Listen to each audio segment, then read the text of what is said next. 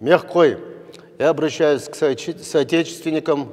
Прошу всех завтра, 26 марта 2019 года, выйти на митинг, на протестное движение, значит, чтобы мы в Магасе в 10 часов встретились и высказали все наши желания, все нарушения, которые мы видели за эти 11 лет, и чтобы мы могли потребовать от власти соблюдение закона и Конституции. Я обращаюсь к молодежи, обращаюсь ко всем, прошу, чтобы все, кто придет на митинг, соблюдали закон, соблюдали приличие, значит, все нормы закона.